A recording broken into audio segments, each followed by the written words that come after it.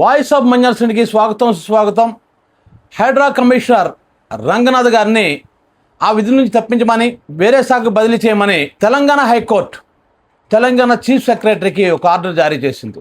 దానికి కారణం ఏంటంటే ఆయన దాదాపుగా 60 సార్లు కంటెంప్ట్ ఆఫ్ ద కోర్టుకి పాల్పడ్డాడని, ఇంతకుముందు కూడా ఆయన మీద ఒక వ్యాఖ్య చేసింది, అలవాటైన నేరస్తులా మారిపోయాడని. హైకోర్టు చాలాసార్లు చెప్పినప్పుడు కూడా ప్రైవేట్ భూముల్లోకి వెళ్ళిపోవడం కావచ్చు, అక్కడ కట్టడాలను తొలగించడం కావచ్చు, లేదంటే శని ఆదివారాల్లో ఎప్పుడైతే కోర్టులు పనిచేయో ఆ రోజుల్లో వెళ్ళి అక్కడ బిల్డింగ్ కూల్చేయడం గట్ట చేయడం ఇలాంటివన్నీ చేస్తున్నారు. గతంలో గౌరవ హైకోర్టు ఆయనకి హెచ్చరికలు జారీ చేసింది. అయినప్పుడు కూడా ఆయన పద్ధతి మార్చుకోలేదని, అందుకే శాఖ మార్చమని చీఫ్ సెక్రటరీ గారికి ఒక ఆర్డర్ జారీ చేసింది. అయితే గతంలో చీఫ్ సెక్రటరీ ఉన్న సోమేష్ కుమార్ గారి మీద కూడా 400 పైగా కంటెంప్ట్ ఆఫ్ ది కోర్టు ఉన్నాయని ముఖ్యమంత్రి చెప్తున్నారు ఇప్పుడు రేవంత్ రెడ్డి గారు. అయితే ఇక్కడ పాయింట్ ఏంటంటే రాజ్యాంగపరమైన పాయింట్ ఒకటి ఉంది ఇక్కడ. ఏంటంటే అంటే ఏ ఉద్దేశంతో హైకోర్టు అలా అన్నాదో నాకు తెలీదు, పూర్తిగా నేను జడ్జిమెంట్ చూడడం జరగలేదు కాబట్టి అక్కడ ఏ ఉద్దేశం అసలు పూర్తి ఆ జడ్జిమెంట్ వివరాలు తెలిస్తే చెప్పగలం. కానీ ఇప్పుడు నాకు అందిన సమాచారం ప్రకారం అయితే ఏ హైకోర్టుకి కానీ ఈవెన్ సుప్రీంకోర్టుకైనా సరే కార్యనిర్వాహక శాఖలో వేలు పెట్టి అక్కడ అధికారులు మార్చమని కానీ ఇక్కడ పోస్ట్ నుంచి అక్కడ వేయండి, లేదా ఇంకొక అధికారం తీసుకొచ్చి ఇక్కడ వేయండి, ఇలాంటి డైరెక్షన్స్ ఇచ్చే హక్కు కోర్టులకు ఉండదని నా ఫీలింగ్. ఎందుకంటే అది కార్యనిర్వాహక శాఖ చూసుకుంటుంది. మనకు జ్యుడిషియరీ ఎలా ఉంటుందో అలా ఎగ్జిక్యూటివ్ ఉంది కదా కార్యనిర్వాహక శాఖ. మరి ఒక శాఖ వాళ్ళు ఇంకొక శాఖలో వేలు పెట్టొచ్చా, ఇలా మీరు డైరెక్షన్ ఇవ్వచ్చా, ఆయన్ని మార్చేయండి తీసేయండి అని? అలా డైరెక్షను ఇచ్చే హక్కులు గౌరవ న్యాయస్థానాలకు ఉంటాయా అన్నది పెద్ద డౌట్. ఇప్పుడు నాకు తెలిసినంతవరకు గౌరవ సుప్రీంకోర్టు అయినా సరే, గౌరవ హైకోర్టు కానీ ఏవైనా సరే కోర్టులు అనేవి కార్యనిర్వాహక శాఖలో వేలు పెట్టకూడదు, వాళ్ళ డైరెక్షన్ ఇవ్వకూడదు. ఒకవేళ వాళ్ళు ఏమైనా సరే తప్పులు చేస్తే ఆ కేసును విచారించే శిక్ష వేయగలవు. కానీ ముఖ్యమంత్రికి చీఫ్ సెక్రటరీ, ఇక్కడ ముఖ్యమంత్రి అంటే చీఫ్ సెక్రటరీ, ఆయన ప్రభుత్వం తరపున ఉంటాడు కదా చీఫ్ సెక్రటరీకి డైరెక్షన్ ఇవ్వటం అనేది ఇచ్చే హక్కు కోర్టులకు ఉండవు. మరి ఒక చీఫ్ మినిస్టరు ఒక హైకోర్టు చీఫ్ జస్టిస్ని కానీ జస్టిస్ని కానీ మార్చమంటే మార్చేస్తారా? ఎందుకు? వీళ్ళు వేరు, వీళ్ళు కార్యనిర్వాహక శాఖ, వాళ్ళు జ్యుడిషియరీ. ఈ కార్యనిర్వాహక శాఖలో వాళ్ళు కలుగు చేసుకోకూడదు, వాళ్ళు ఇందులో కలుగు చేసుకోకూడదు. ఎవరు శాఖలో వాళ్ళు ఆర్డర్ జారీ చేయాలి తప్ప ఇంకో శాఖకు సంబంధించి ఇంకో శాఖ వారు మరో శాఖ వారు ఆర్డర్ జారీ చేయకూడదని నా పూర్తి నమ్మకం. మరి ఏం జరుగుతుందో చూడాలి. అసలు ఇప్పుడు ఏం జరుగుతుందో నాకు తెలిసినంత రేవంత్ రెడ్డి సుప్రీంకోర్టుకి వెళ్తారు ఇప్పుడు. అంటే రేవంత్ రెడ్డి అంటే ప్రభుత్వం సుప్రీంకోర్టుకి వెళ్ళి ఈ ఆర్డర్స్ని బహుశా ఈ ఆర్డర్స్ మీద వెళ్ళడానికి అవకాశం ఉంది. ఎందుకంటే రంగనాథన్ మార్చడం రేవంత్ రెడ్డికి ఇష్టం లేదు. అంతేకాకుండా కార్యనిర్వాహక శాఖలో జ్యుడిషియల్ శాఖ ఏంటి పని, ఇందులో ఎలా కలుగు చేసుకుంటున్న ఉద్దేశం కూడా కావచ్చు. లేదంటే రంగనాథన్ తనే నియమించాడు కాబట్టి తను నియమించిన వ్యక్తి తన చేత చీఫ్ సెక్రటరీ చేత తీయించడం బహుశా రేవంత్ రెడ్డికి ఇష్టం ఉండదు. కాబట్టి ఖచ్చితంగా ప్రభుత్వం సుప్రీంకోర్టుకి వెళ్ళడానికి అవకాశం ఉంది. సుప్రీంకోర్టుకి వెళ్ళి చెప్తుంది అనమాట. ఎందుకంటే గతంలో కూడా కొంతమంది జగన్ ప్రభుత్వం ఉన్నప్పుడు కొంతమంది న్యాయమూర్తులు కలుగు చేసుకుంటుంటే చందు అనే ఆయన మీద సినిమా కూడా తీశారు సూర్య. ఆయన వచ్చి అసలు ఇక్కడ పరిపాలిస్తుంది న్యాయమూర్తులా ముఖ్యమంత్రిని అడిగాడు. ప్రతి విషయం ఎలాగ ఇంటర్ఫీర్ అవుతారని. అది పక్కన పెడితే అవంటే మనం కేసులు అనుకుందాం.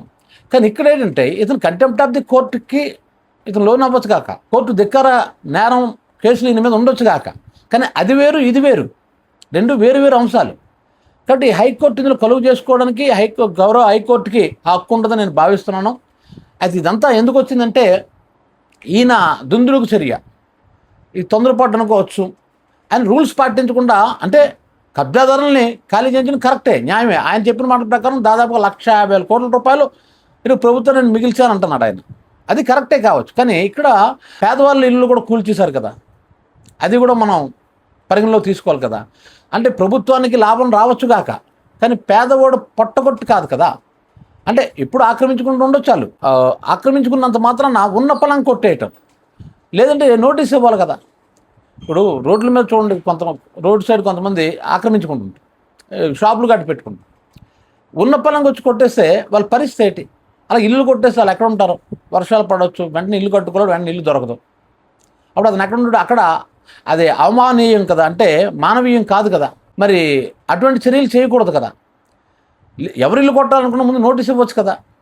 ఇప్పుడు అంత తొందరగా కొట్టేవలసిన అవసరం ఏమొచ్చి నోటీస్ ఇవ్వచ్చు, ఆడేం జవాబు చెప్తాడో చూడవచ్చు.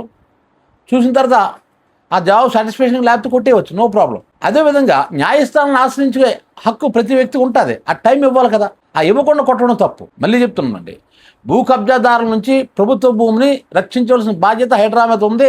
ఆ విధంగా ఆయన 100% న్యాయం చేస్తున్నట్టే. కానీ అట్ ద సేమ్ టైం ఆ చర్యలు ఎలాగ ఉండాలి? చట్ట ప్రకారం ఉండాలి.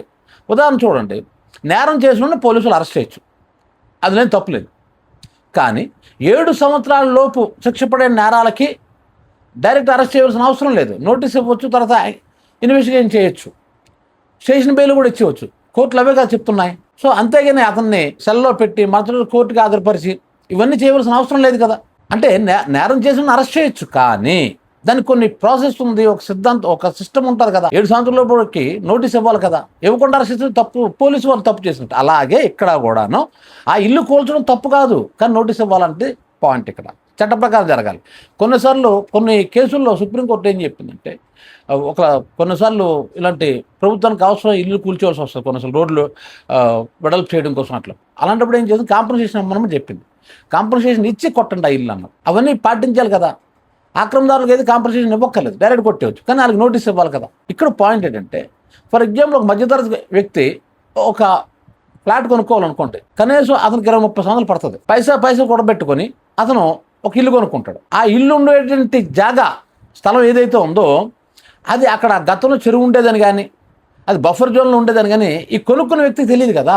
ఎందుకంటే ఒక రియాల్టరు ఏం చేశాడు, ఒక వెంచర్ వేసేస్తాడు. అతను తెలిసి ఉండొచ్చు కాక, అతను తెలిసిన అధికారులకి లంచాలు ఇచ్చేది చేసి ప్లాన్లు కూడా తెచ్చుకుంటాడు, దానికి కరెంట్ తెప్పించుకుంటాడు, అలాగే పైపులు తెప్పించుకుంటాడు, అన్నీ ఉంటాయి, నీరు ఇవన్నీ కూడా వస్తాయి అతను ఫ్లాట్స్ వేసుకున్న తర్వాత. కానీ కొనుక్కున్నోడికి ఇవే తెలియదు కదా, అది బఫర్ జోన్లో ఉందని సంగతి తెలియదు. ఇంత ఈడు అమ్మేసి ఈ రియాల్టర్ వెళ్ళిపోతాడు, ఇంకొక వెంచర్ వేసుకుంటాడు, లేదా కొన్నిసార్లు కంపెనీ ఎత్తేస్తారు, లేదా ఆడికేదో లాస్ వచ్చి ఉండొచ్చు, ఇంకేదో కావచ్చు, అసలు ఆ ఊర్లో ఉండకపోవచ్చు, ఆడు వెళ్ళిపోవచ్చు, అక్కడికి వెళ్ళిపోవచ్చు, ఇవన్నీ జరుగుతాయి. కానీ ఈ కష్టపడి 20-30 సంవత్సరాలు కష్టపడి అతను ఒక ఫ్లాట్ కొనుక్కున్న తర్వాత సడన్గా ఈ హైడ్రా లాంటి సంస్థలు వచ్చి కొట్టి పారేస్తాయి అట్లని. ఇప్పుడు వీళ్ళ పరిస్థితి ఏంటి? ఇప్పుడు నిన్న నీట్ ఎగ్జామ్ ఉంది, దానికి ఇప్పుడు ఏం చేశారు, చట్ట సవరణ చేశారు కదా. ఏం చేశారు ఇప్పుడు అంటే దీనికి దానికి సంబంధం ఏంటో మీరు అనుకోవచ్చు, నేను చూపిస్తాను ఇప్పుడు సంబంధం ఏంటి.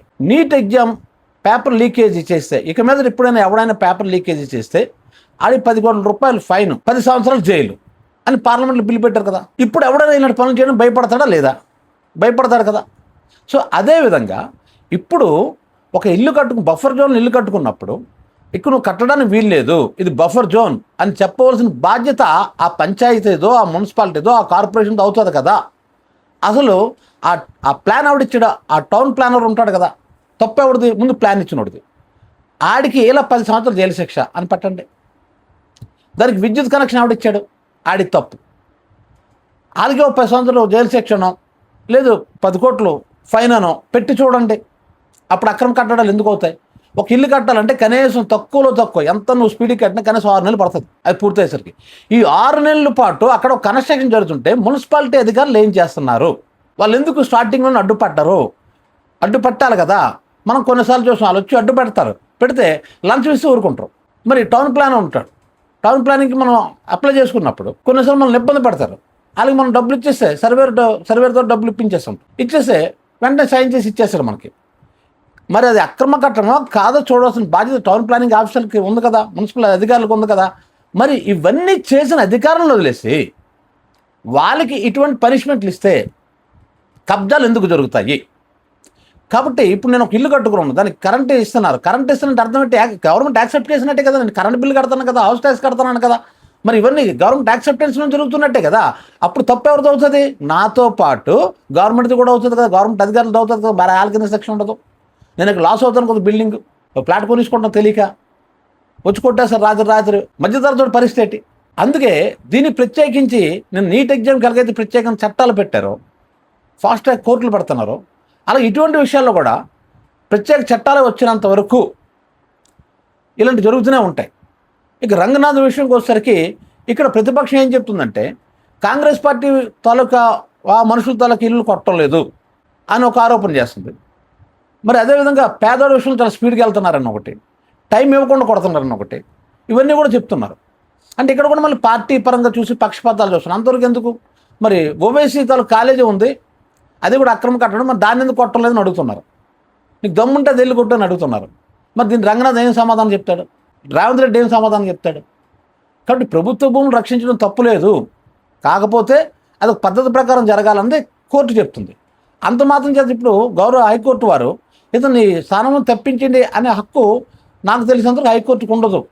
మరి పూర్తిగా ఏ ఉద్దేశంతో మరి గౌరవ న్యాయస్థానం ఆర్డర్ జారీ చేసిన నాకైతే పూర్తిగా తెలియదు. నాకు తెలిసిన సమాధానం వరకు మాత్రం, నాకు తెలిసిన నాలెడ్జ్ ప్రకారం మాత్రం గౌరవ హైకోర్టుకి ఆ హక్కు ఉండదని నేను అనుకుంటున్నాను. ఈ వీడియో మీకు నచ్చినట్లయితే వాయిస్ ఆఫ్ మంజాల్స్కి లైక్ చేయండి, షేర్ చేయండి, సబ్స్క్రైబ్ చేయండి.